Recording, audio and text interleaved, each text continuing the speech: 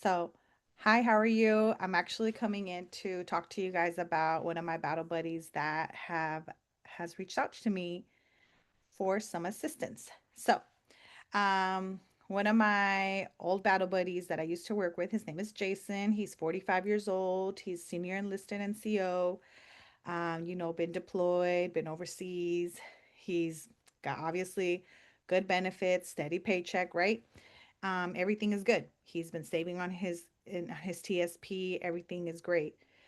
But actually, it's so great that his daughter got picked up for some really nice school. So with this school came some fees. Some housing funds have to be paid, right? So when he was looking, okay, well, him and his wife, they were looking at their savings, and it was not quite enough. And it was going to leave them without any savings. They looked at covering down with the credit card, but they weren't really liking that idea. And then they thought to themselves, like, well, let's get a loan. But then the husband remembered, like, oh, well, he has a TSP. He could get a loan from his TSP because the loan rates out there were not really good. So he's heard of other soldiers getting TSP loans, and he did it. So he got the money, he paid for his daughter's housing fees, and everything was good. Everything, crisis was averted, everything was great, right? But then came his next paycheck. And in his next paycheck, it said TSP repayment, like loan repayment, right? And it was a big chunk. And it kind of was like, um, what he noticed was that it came after taxes. So they withdrew that amount after the taxes. And he thought to himself, well, wait a minute. If I'm paying taxes now, then putting them into my TSP, and then I have to pay taxes on the back end when I actually withdraw my money, isn't that paying taxes twice? So it didn't sit right with him, and it was kind of left alone. It was just, and aside from him not selecting the amount, he just kind of was like, man, that's a big chunk. I could just pay it back in smaller, like it's my money. So it time passed, and he was actually talking to another battle buddy of ours, and he was explaining to him how just talking regular kid stuff, family, career, when they're going to retire, VA disability, all of that, right? So when he started talking about how like he's been doing everything right, and but he still feels really tight, like there's still not enough, right? And he mentioned to our friend that he took that TSP loan to help his daughter pay for her stuff, right? And our friend was saying like, hey, his name is Marcus. He's like, Marcus was saying like, hey, why didn't you borrow from your insurance? And he was like, wait a minute, I didn't know we could borrow from our SGLI. And Marcus told him, like, no, no, no, not from your SGLI, from your permanent insurance. And he was like, oh, I don't have that. So he explained to him, like, your SGLI goes away, right? When we are done out of the military, it's done. It's just for the time that we are serving. And so Marcus was explaining to him about permanent life insurance and how he has this cash value, and so on and so forth. Which is how he ended up getting a hold of me, because he was like, who does this? Delia does. So when he got a hold of me, he said, look, Delia, like I've been contributing to my TSP. I want to know more about this. We gave him a quick course about it. He came back, wanted to know more. We gave him more information. And then what we did was he wanted to run some numbers. So we ran some numbers for him. And what the number showed was he wanted specific things. He wanted one, life insurance for when he got out. He had some life insurance because he didn't want to be in a situation that could make him pay more or anything like that as he get older, because he's trying to retire in about 5 years.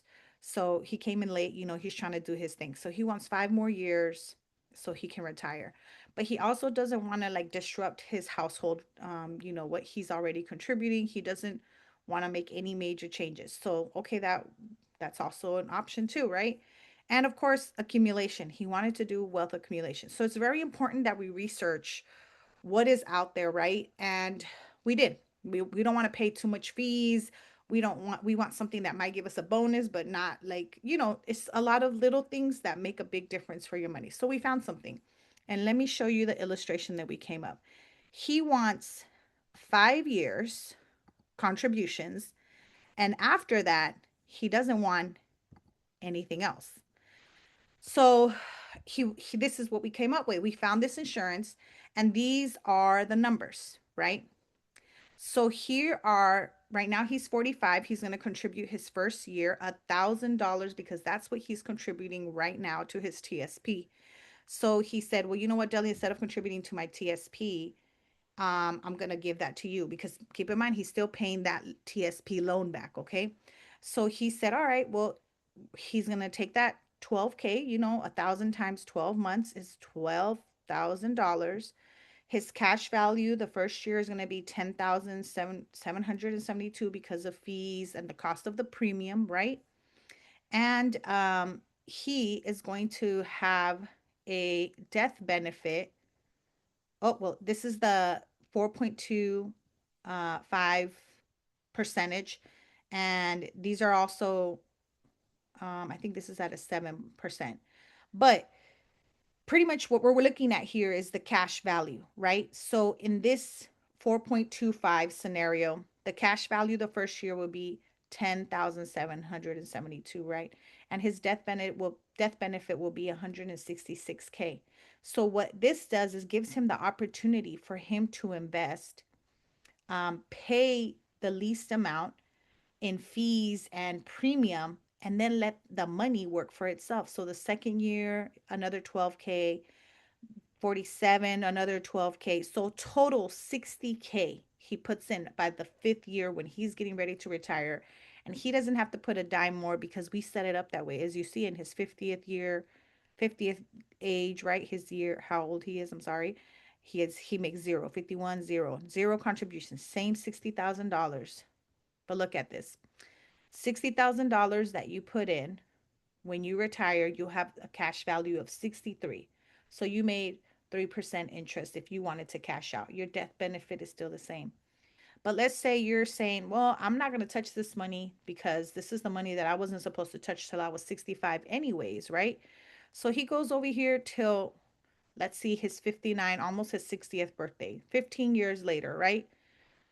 So 10 years after retirement, his cash value over here is at a 4.2, which is like worst case scenario, 85K, right? 85,498 right here is his cash value at a 4 point. But if it goes 4.25, right? But if it goes higher to, I believe it's a 7% right here. I have to pull up the other chart, but it's 115K that he can use, like his money he can pull out. There's no fees, there's no taxes, there's no, hey, you have to pay us back with this, or no payroll deductions, none of that. And look at his death benefit, it has already increased to 187K, right? And let's say he leaves it in for 20 years, right? 20 years, and he is 64 years old, right? Right around retirement. Worst case scenario, 106K from the same $60,000 initial, like 5 year initial investment, right? Not a penny more. Or over here, 162K, which is what is mostly like historically predicted, but we don't want to give bigger numbers than that because usually it's like 9%, but these are like the 7% numbers. So we stay kind of like under, and it's, a whole bunch of legal things. You don't want to overpromise, right? And under deliver. But look at that. His death benefit has now increased to 241K. He didn't have to go buy another insurance because if you run out of insurance, or like let's say your life becomes, like, you get a bigger house or a bigger car or another whatever, you outgrow your insurance. Most insurance companies are going to have you do a medical checkup, a medical workup. Imagine having to do a medical workup at 64. And if you keep letting the money go higher and higher, it'll keep increasing this death benefit. So we ran the numbers. He liked what it was. He felt like he had that money to protect himself. Like he wants to pull out money. Let's say Social Security runs out in like the next 10 years. He'll have this money set aside for him to be able to pull out money or not. Maybe he needs it to put a down payment on a new house or whatever situation comes about. And it's very important that, and he also knew to add the long term care. Okay, so long term care, if you cannot do two of the 5 or 6 daily activities that the insurance does, they pay you 2% of that, 2% of your death benefit. So definitely look into it. Let me stop sharing. And if you have any questions, you make sure you reach out and come up with your plan, your individual plan that works for you whenever you're going to retire. 10, 15, 5. We made one for 5. And just take care of yourselves and take care of your families overall, right? So, with that being said, that is my story with you guys. And I just wanted to give you guys this so that you guys have an idea of everything that is possible. Make sure you guys are doing your homework and that they give you the numbers, right? Like look at the numbers, make sure you're reading the numbers, you're understanding how the fees work, everything, okay? And the premiums and your death benefit, all of that. All right. Well, that's it. You guys have a good night. Stay blessed. I love you guys. Bye bye.